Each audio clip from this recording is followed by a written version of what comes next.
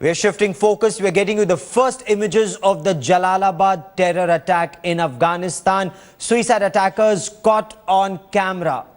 Intelligence sources in Afghanistan say Pakistani terrorists are responsible for this attack on the Indian consulate. Repeatedly, the Indian consulate in Jalalabad has come under attack. Afghan intelligence sources have told India that there is a Pak hand that is apparent in this.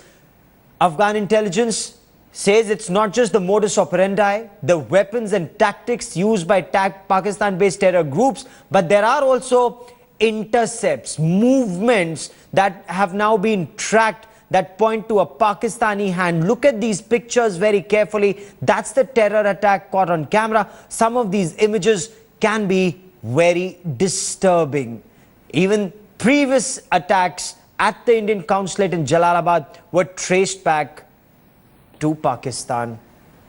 India Today's Smita Sharma now joins me with the latest on this story. Smita, you've been speaking to your sources not just at the Ministry of External Affairs in Delhi, but also in Afghanistan. What's the latest?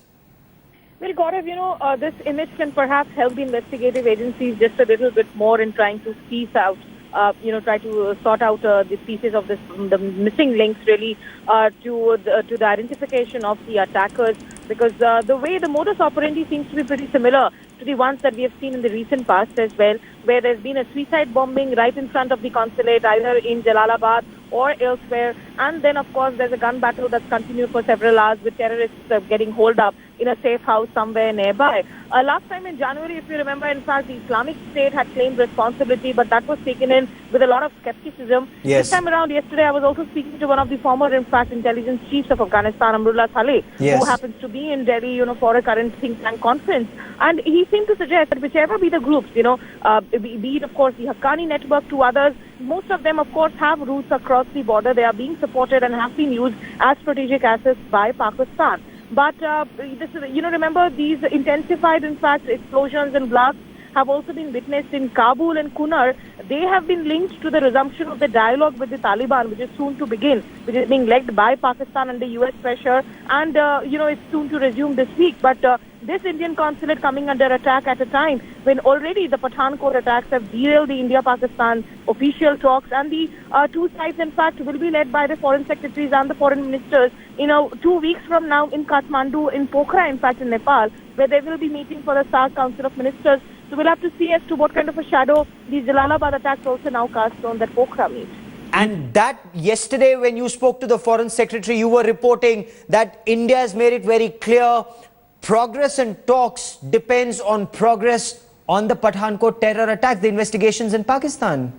Absolutely. It was the sort of first time that the government, since the Pathankot attacks, had come on the record, because so far they were avoiding this direct linking of talks and terror. Something, this is a cycle which the UPA found itself caught in completely, especially in the aftermath of the Mumbai attack. Yes. And Foreign Secretary S. Jaishankar, who was supposed to fly to Islamabad for the foreign secretary level talks, the official dialogue had only resumed once Sushma Swaraj went to Islamabad on 8th of December for the Heart of Asia conference, and the two sides agreed to resumption of dialogue. And yesterday, Jaishankar was asked a direct question, and he said, if you were to ask me in the aftermath of a terror attack, what is going to be my priority, dealing with the attack or official diplomatic talks? The answer is obvious. Let's now get you the latest from Jalalabad in Afghanistan. The fierce gun battle that was on between terrorists and security forces has now come to an end.